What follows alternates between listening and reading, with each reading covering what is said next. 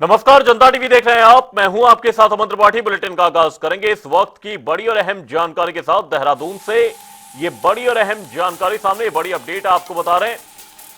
कुदरत के कहर से देवभूमि कराह रही है। आपदा से पिछले साल पेयजल योजनाओं को काफी नुकसान हुआ। विभिन्न योजनाओं को 389.39 करोड़ का नुकसान हुआ। वहीं 312 करोड़ 19 लाख की हानि इस दौरान देखी गई। पेयजल योजनाओं को 1844 करोड़ की हानि हुई। दर्शाया गया कुल 15,103 करोड़ का नुकसान। थराली समेत विभिन्न क्षेत्रों में यह नुकसान देखा गया। मानसून थमने के बाद राज्य में केंद्रीय टीम ने इस दौरान नुकसान का आकलन किया। कुदरत के कहर से देवभूमि कराह रही है। विभिन्न योजनाओं को इस दौरान 389.39 करोड़ का नुकसान हुआ। 312 करोड़ 19 लाख की हानि का आकलन किया गया। वहीं पेयजल योजनाओं को 1844 करोड़ रुपए की हानि हुई। वहीं शासन ने राष्ट्रीय आपदा प्रबंधन प्राधिकरण को रिपोर्ट भेजी, जिसमें कुल 15,103 करोड़ का नुकसान का इस दौरान आकलन दर्शाया गया है। थराली समेत कई क्षेत्रों में इस दौरान भारी नुकसान हुआ है। आपको बता दें, देवभूमि कुदरत के कहर से कराह उठी है। आपदा से पिछले साल पेयजल योजनाओं को काफी नुकसान हुआ, जिसमें विभिन्न योजनाओं को लगभग 380 करोड़ का नुकसान हुआ है। वहीं 312 करोड़ 19 लाख की हानि का आकलन किया गया है। पेयजल योजनाओं को 1844 करोड़ रुपए की हानि हुई। वहीं शासन ने राष्ट्रीय आपदा प्रबंधन प्राधिकरण को रिपोर्ट भेजी। इसी खबर पर तमाम जानकारी के साथ हमारे सहयोगी अरुण सैनी हमारे साथ जुड़े हुए हैं। अरुण, पिछले साल जो एक मानसून के दौरान इस दौरान आपदा देखी देवभूमि ने, उसके बाद भी जो नुकसान यहां पर पेयजल योजनाओं को हुआ, उसका जो आकलन किया गया है वो एक चौंकाने वाली रिपोर्ट है। क्या कुछ अपडेट, क्या कुछ जानकारी पूरी खबर पर? जी मन, बिल्कुल देखिए, पिछले वक्त की बात की जाए तो आपदा में इसका काफी नुकसान प्रदेश में हुआ है और आपदा से जो है काफी नुकसान जो जिस तरीके से प्रदेश की विभिन्न योजनाओं पर उसका असर भी पड़ा। और जो केंद्र सरकार को भी जो आंकड़ा भेजा गया था, पहले जो डिमांड की गई थी करीब 12,000 करोड़ से अधिक की जो डिमांड केंद्र से भी की गई थी कि सहायता राशि दी जाए, जो नुकसान हुआ है वो आकलन किया गया था। उसके बाद एक रिपोर्ट और तैयार जो आपदा प्रबंधन विभाग के द्वारा की गई है, लेकिन अब नुकसान की जो पूरा जो राज्य में केंद्र को भेजा है, दोबारा जो रिपोर्ट भेजी है उसमें 15,000 करोड़ के नुकसान की रिपोर्ट जो है वो राज्य में केंद्र को भेजी है, जिसमें कि 15,000 करोड़ का नुकसान हुआ। इस तरीके की रिपोर्ट तैयार हुई है और जिसमें कि जो पेयजल योजनाएं हैं उसमें करीब 1844 करोड़ की हानि का जो है वो ब्यौरा दिया गया है। और इसी के साथ ही 84.17 करोड़ की जो हानि है वो उसमें शामिल भी की गई है, कहाँ कहाँ कितनी कितनी हानि हुई है। इसी के साथ ही जो विभिन्न योजनाएं हैं उसमें 300 करोड़ के लगभग अन्य जो योजनाएं हैं उनका नुकसान जो है वो हुआ है। और जो अन्य जो क्षेत्रों में नुकसान हुआ है, चाहे वो दराली में जिस तरीके से आपदा आई या खराली में आई, या जो अन्य योजनाएं हैं उन पर फर्क पड़ा है। और जो और भी पुल पर इस तरीके से PWD विभाग है वो भी इन पर भी काफी असर पड़ा है। तो ये तमाम ऐसे आपदा से काफी दिक्कतों का सामना लोगों को करना भी पड़ा है। करीब 15,000 करोड़ का ब्यौरा जो है वो केंद्र सरकार को भेजा गया है कि 15,000 करोड़ का नुकसान जो है वो राज्य में आपदा को लेकर हुआ और उसके रिनोवेशन के लिए जो भी नुकसान हुआ उसको ठीक करने के लिए, पुल जो खराब हुए उनका रिनोवेशन करने के लिए इस तरीके से तमाम भेजी गई है। केंद्र इसमें क्या कुछ राशि, सहायता राशि सरकार को देता है, क्या कुछ देता है, केंद्र इस रिपोर्ट पर क्या अध्ययन करता है, तमाम चीजें देखने वाले हैं। इसके साथ ही जो अप्रैल से सितंबर में जो प्राकृतिक आपदा आई थी जिसमें की 136 लोगों की मौत भी हुई थी, काफी नुकसान जो है वो हुआ था। तो ऐसे में इसका जो आकलन है, अब इसका आकलन राज्य सरकार के द्वारा करके केंद्र को भेजा गया। अब आगे केंद्र की इसमें क्या रूपरेखा रहती है, केंद्र पर कितनी सहायता राशि उत्तराखंड को देता है, केंद्र सरकार को देता है, वो तमाम चीजें देखने वाली होगी। इसके साथ जो पेयजल योजनाओं के साथ साथ जो अन्य विभाग है, चाहे वो PWD विभाग हो या फिर कृषि विभाग हो या फिर अन्य जो है बिजली जो पिछली हो, इनका भी काफी नुकसान जो है वो हुआ है। तो ऐसे में इसको लेकर के भी तमाम आकलन किए गए हैं, रिपोर्ट तैयार की गई है, वहाँ पे भेजी गई है। अब केंद्र की इसमें क्या कुछ सहायता राशि उत्तराखंड को दी जाती है, तमाम चीजें देखने वाली है। वहीं आपसे अरुण ये भी जानने का इस दौरान प्रयास रहेगा कि जो पेयजल आपूर्ति इस दौरान बाधित हुई है, उसे सुचारू करने के लिए सरकार फिलहाल किस तरह की योजनाएं अपना रही है और साथ ही कौन से ऐसे क्षेत्र हैं जहां पर काफी हद तक नुकसान हुआ और वहां पर वर्तमान में क्या कुछ स्थिति बनी हुई है। जी बिल्कुल देखिए, जो पेयजल योजनाएं हैं, जो नुकसान हुआ है उसको लेकर उनके रिलेशन को लेकर सरकार ने काम जो किया है, तीन जो योजना में जा रहे हैं तो कई की स्थिति हुई है, उन्हें ठीक करने को लेकर जो रिनोवेट की जा सकती है उन्हें रिनोवेट किया जा रहा है, या जो दोबारा से बनाई जा रही है जो ठीक नहीं हो सकती उन्हें दोबारा से तैयार किया जा रहा है। इस तरीके का काम भी लगातार चल रहा है और आपदा को लेकर के आपदा प्रबंधन विभाग भी लगातार रिपोर्ट भी तैयार करते हैं। तमाम तैयारियां अभी से ही एक बार से जो है वो शुरू हो गई है। अब तो ऐसे में इसको लेकर जब तक जो अगला मानसून सीजन होगा जो जिसमें आपका सबसे दिखाती है, तो उसके पहले तमाम जो कार्य है उन्हें पूरा कर लिए गए। तेजी के निर्देश मुख्यमंत्री पुष्कर सिंह धामी ने भी दिए थे। तो ऐसे में जहाँ जहाँ पे पराली की बात है, पराली में भी जिस तरीके से जो आपदा आई वहाँ पर जी। अभी जो है काम कुछ हद तक चल भी रहा है। पराली में भी इसी तरीके से है, कई जगहों पर जो है कई जनपदों में इस बार आपदा आई थी, काफी नुकसान जो है शासन में इस बार देखने को मिला था। तो आने वाले समय में इस तरीके की तैयारियां रहती है, सरकार क्या कुछ इनको लेकर कार्य करती है। हालांकि कार्य चल रहे हैं, योजना बाधित हुई है उनको कार्य किया जा रहा है। पेयजल और पीडब्ल्यूडी विभाग की जो योजनाएं हो या जो विभिन्न सड़कें जो बाधित हुई उनको ठीक करने को लेकर के तो तमाम चीजें की जा रही है। राज्य से आने वाले समय में देखने वाली बात होगी कि राज्य सरकार इस बार आपदा को लेकर कितनी तैयार रहती है और क्या कुछ प्रबंध जो है किए जाते हैं। मॉनसून के दौरान पिछले साल काफी नुकसान इस दौरान पेयजल योजनाओं को देखने को मिला। बहुत बहुत धन्यवाद अरुण तमाम जानकारी के लिए। और इस दौरान जो रिपोर्ट भेजी गई है उसमें जो आंकड़े हैं वो चौंकाने वाले हैं। धराली थराली समेत विभिन्न क्षेत्रों में काफी नुकसान हुआ। मॉनसून थमने के बाद राज्य में केंद्रीय टीम ने पीडीएनए किया।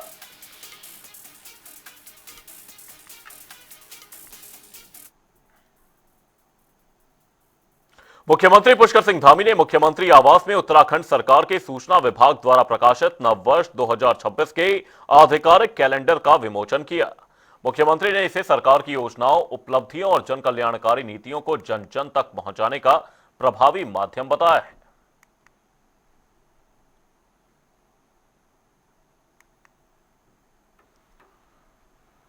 सीएम धामी ने 2026 के सरकारी कैलेंडर का विमोचन किया है और आपको बता दें इस दौरान सीएम पुष्कर सिंह धामी ने इसे विकास यात्रा और जनसेवा का दस्तावेज बताया है।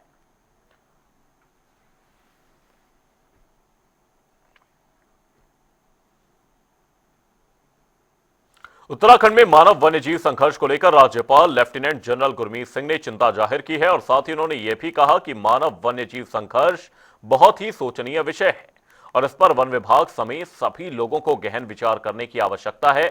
साथ ही उन्होंने यह भी कहा कि वन विभाग को इस बारे में गहन शोध करने की भी आवश्यकता है कि हाल फिलहाल के दिनों में मानव वन्यजीव संघर्ष में अचानक वृद्धि क्यों हुई। दरअसल राज्यपाल उत्तराखंड ओपन यूनिवर्सिटी के 10वीं दीक्षांत समारोह में शामिल होने के लिए पहुंचे थे, जहां उन्होंने ये बातें कही।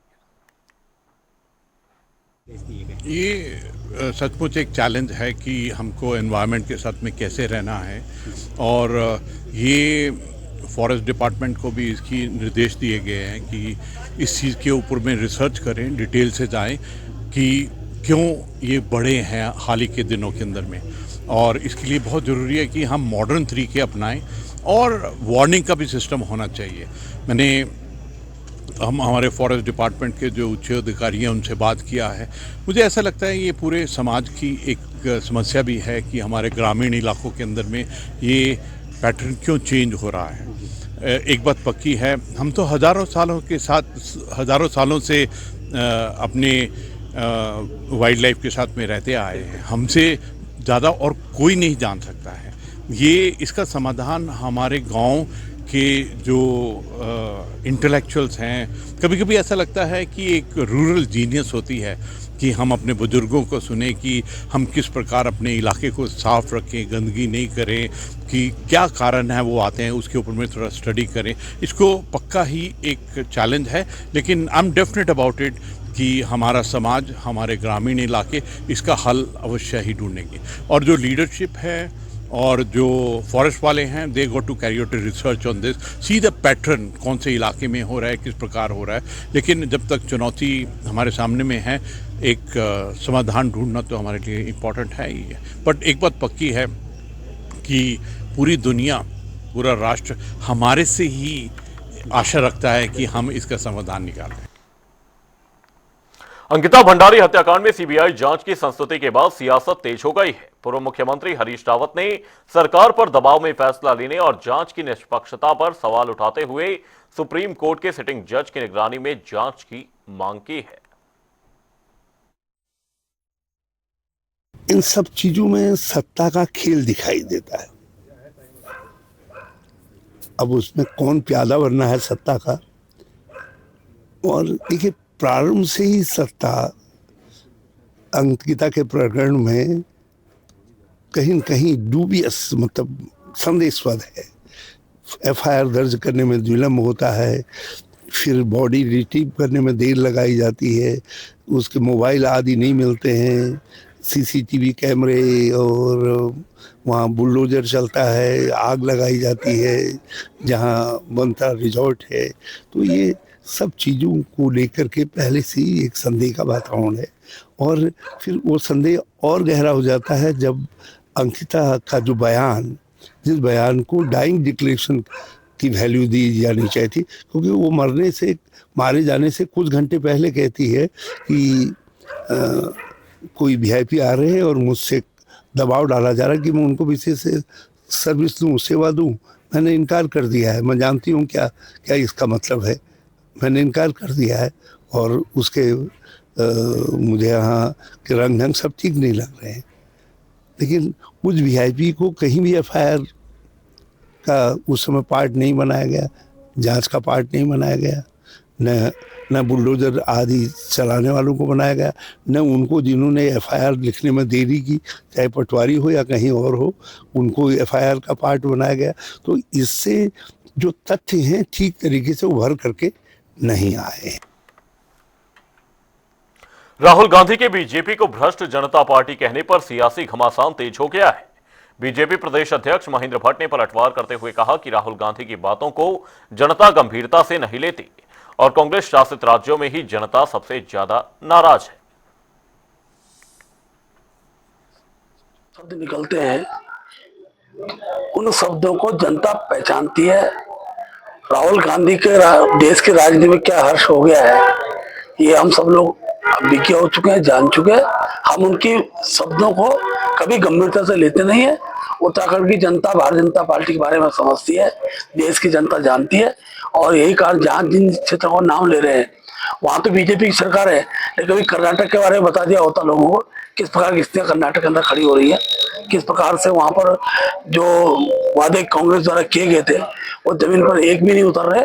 जनता वहां आक्रोश में, और कांग्रेस जहां भी शासन में अब कुछ वर्षों के बाद आप देखेंगे उन स्थान से भी कांग्रेस साफ हो जाएगी। पूर्व केंद्रीय मंत्री अनुराग सिंह ठाकुर ने ममता बनर्जी पर तीखा हमला बोला और साथ ही उन्होंने ये कहा कि ममता की बौखलाहट चुनावी डर को साफ दिखाती है। जांच एजेंसियों को रोकने की कोशिश से साफ है कि मामला गंभीर है। बनर्जी जी की छटपटाहट, बौखलाहट और घबराहट दिखाती है कि वो आने वाले चुनावों को लेकर सहज नहीं है, सहमी हुई है, और कहीं ना कहीं उन कागजों में, उस पेन ड्राइव में काले चिट्ठे किसके थे अब कहने की जरूरत नहीं। ममता बनर्जी जी मुख्यमंत्री होकर अगर असंवैधानिक कार्य करने आ जाएं, जांच एजेंसियों को रोकने पर आ जाएं, बाधाएं डालें, तो दिखता है कि दाल में कुछ काला नहीं, यहां तो पूरी दाल ही काली है। कैबिनेट मंत्री रेखा आर्य के पति गिरधारी लाल साहू के एक विवादित बयान को लेकर सियासी घमासान तेज हो गया है। महिला कांग्रेस प्रदेश अध्यक्ष ज्योति रौतेला ने उनके खिलाफ डालनवाला थाने में एफआईआर दर्ज कराने की बात कही। वहीं बीजेपी प्रदेश प्रवक्ता हनी पाठक ने स्पष्ट किया कि गिरधारी लाल साहू का बीजेपी से कोई संबंध नहीं है और कांग्रेस झूठे आरोप लगाकर बीजेपी को बदनाम करने की कोशिश कर रही है।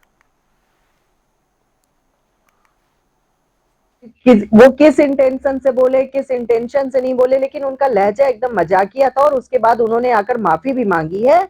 और भारतीय जनता पार्टी का इससे किसी भी प्रकार का लेना देना इसलिए नहीं है क्योंकि गिरधारी लाल साहू जी ने ना तो कोई भी संविधान की शपथ ली है, न तो वो हमारे किसी प्रकार के कार्यकर्ता के रूप में जाने जाते हैं, ना वो भारतीय जनता पार्टी संगठन के किसी भी पद पर हैं। तो वो उनका अपना व्यक्तिगत विचार था। जिस प्रकार से एक बैठक थी, उस बैठक में हास्यास्पद तरीके से उन्होंने इन सब चीजों को बोला है, तो उसमें विरोध किया जा रहा है। लेकिन उन्होंने सार्वजनिक तौर पर आकर माफी भी मांगी है। तो उसके बाद वो क्या करती है कांग्रेस, क्या नहीं करती, वो उनकी अपने निजी लोकतंत्र है। लोकतंत्र में सभी को अपने निजी अधिकार उपयोग करने का पूरा अधिकार होता है। उत्तराखंड में कैबिनेट मंत्री रेखा आर्य के पति गिरधारी लाल साहू के विवादित बयान को लेकर सियासी बवाल तेज हो गया है। महिला कांग्रेस प्रदेश अध्यक्ष ज्योति रौतेला के नेतृत्व में कार्यकर्ता दालनवाला थाने एफआईआर दर्ज कराने पहुंचे। वहीं पुलिस द्वारा कार्रवाई न होने पर महिला कांग्रेस ने शांतिपूर्ण प्रदर्शन किया, जिसके बाद उन्हें हिरासत में लेकर पुलिस लाइन भेजा गया। एफआईआर न होने पर दोबारा थाने पहुंचकर विरोध और तेज किया गया।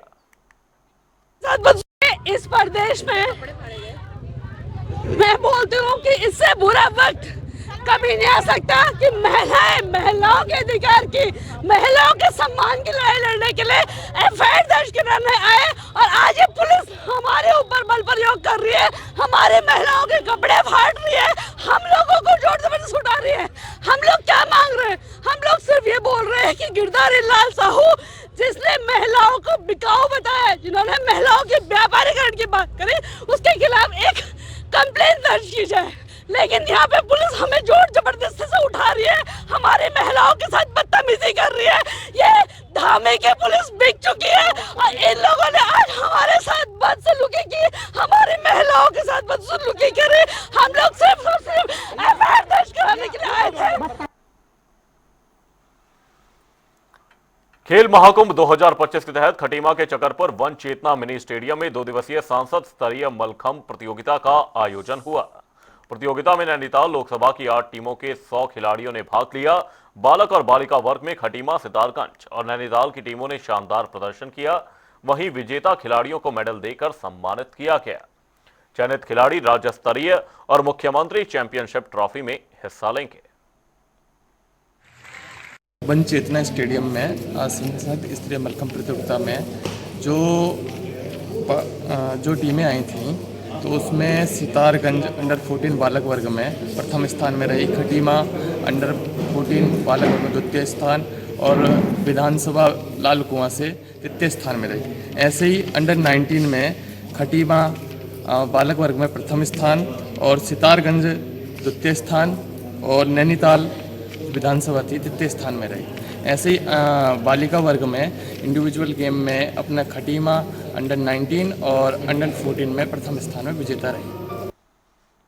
उत्तरकाशी के बड़कोट क्षेत्र में भालू का आतंक थमने का नाम नहीं ले रहा। ताजा मामले में गौशाला जाते समय 60 वर्षीय महिला पर भालू ने हमला कर दिया, जिससे वह गंभीर रूप से घायल हो गई। वहीं घटना के बाद वन विभाग ने निगरानी बढ़ा दी है, जबकि ग्रामीणों ने सुरक्षा इंतजामों की मांग की है। हाँ, आज सुबह जो है इधर बड़कोट गांव के पास ही एक घटना हुई है, जिसमें बड़कोट गांव की एक महिला है जिनका नाम गुलाबो देवी, लगभग उम्र 60 वर्ष है उनकी, तो उन पर हमला किया गया है और उनको अभी हॉस्पिटलाइज करके हमारे स्टाफ यहीं पे मौजूद है। और क्योंकि अभी कुछ समय पहले जो है यहाँ पे एक लेपर्ड की घटना हुई थी, तो हमारा जो वन प्रभाग है, हम लोग जो है पूरी तरह से सचेत है और हमने जो टीमें गठित कर चुके हैं, फील्ड में गश्त कर ही रहे हैं, लगातार कर रहे हैं। और अभी जो घटना हुई है उसके लिए मैंने अपनी जो QRT की हमारी जो टीम है, इसको हमने फील्ड में डिप्लॉय कर दिया है और वो अभी उस क्षेत्र में मूव करेंगे। अभी मैं तुरंत उस क्षेत्र में मैं भी जाऊंगा गश्त करने के लिए, और हम पूरी तरह से जो मुस्तैद हैं, टीम हमारी जो है लगातार जो सक्रिय है, काम कर रही है। बचाव के कोई साधन ढूंढे? बचाव के हम प्राथमिक रूप से हम लोग जो हमारे जो उपकरण है, हमने उनको जो है अच्छी तरह से सुसज्जित कर दिया है और क्षेत्र में जो है वही हमारा जो मुख्यतः गश्त का काम है, लोगों को जागरूक करने का काम है, ये हम कर रहे हैं। और क्योंकि थोड़ा मौसम भी इस तरह की स्थिति हो गई है कि भालू जो है क्षेत्रों में आ जा रहे हैं, अपने भोजन की तलाश में आ जा रहे हैं, तो हमारा प्रयास है कि जन सुरक्षा हमारा सबसे पहला प्रयास है कि इस तरह की घटना ना हो पाए। इसके लिए हम लोग जो है पूरी तरह से मुस्तैद हैं। और इसी बीच रुक करेंगे मौसम के लिहाज से बड़ी और अहम जानकारी की ओर। इस वक्त की बड़ी और अहम जानकारी, उत्तराखंड के मैदानी इलाकों में ठिठुरन बढ़ गई। कोहरे और शीतलहर ने लोगों की मुश्किलें बढ़ा दी हैं। राज्य के कई हिस्सों में येलो अलर्ट जारी किया गया है। वहीं मैदानी इलाकों में घने कोहरे की चेतावनी जारी कर दी गई। वहीं आपको बता दें, ठंड से लोगों के स्वास्थ्य पर असर पड़ रहा है। सर्दी, खांसी और सांस के मरीजों की संख्या इस दौरान बढ़ गई। मौसम के लिहाज से ये बड़ी और अहम जानकारी आपको बताने इस वक्त की ये बड़ी खबर। उत्तराखंड के मैदानी इलाकों में ठिठुरन बढ़ गई है। कोहरा और शीतलहर ने लोगों की मुश्किलें बढ़ा दी हैं। आपको बता दें, राज्य के कई हिस्सों में येलो अलर्ट जारी किया गया है। मैदानी इलाकों में घने कोहरे की चेतावनी जारी की गई है और साफ तौर पर इस दौरान वाहन चालकों को काफी दिक्कतों का सामना करना पड़ रहा है। वहीं ठंड से लोगों की परेशानियां भी बढ़ गई। सर्दी, खांसी और सांस के मरीजों की संख्या लगातार बढ़ती हुई नजर आ रही है। अस्पतालों में ओपीडी में बड़ी संख्या में मरीज पहुंच रहे हैं। कोहरे और शीतलहर ने लोगों की मुश्किलें बढ़ा दी। राज्य के कई हिस्सों में येलो अलर्ट जारी किया गया है। मैदानी इलाके में घने कोहरे की चेतावनी जारी की गई है। वहीं ठंड से लोगों के स्वास्थ्य पर भी गंभीर असर इस दौरान पड़ रहा है। सर्दी, खांसी और सांस के मरीजों की संख्या बढ़ गई है। वहीं घने कोहरे के चलते वाहन चालकों को इस दौरान भारी दिक्कतों का सामना करना पड़ रहा है। विजिबिलिटी कम होने के चलते सड़क हादसे भी इस दौरान पेश आ रहे हैं। वहीं प्रशासन द्वारा लगातार एडवाइजरी जारी कर वाहन चालकों को जागरूक किया जा रहा है कि गाड़ियों पर रिफ्लेक्टर का इस्तेमाल करें, साथ ही कम स्पीड में वाहन चलाएं। उत्तराखंड के मैदानी इलाकों में ठिठुरन बढ़ गई है। मौसम के लिहाज से ये बड़ी और अहम जानकारी। कोहरा और शीतलहर ने लोगों की मुश्किलें बढ़ा दी। राज्य के कई हिस्सों में येलो अलर्ट जारी किया गया है। मैदानी इलाकों में घने कोहरे की चेतावनी जारी कर दी गई। वहीं ठंड से लोगों के स्वास्थ्य पर असर पड़ रहा है।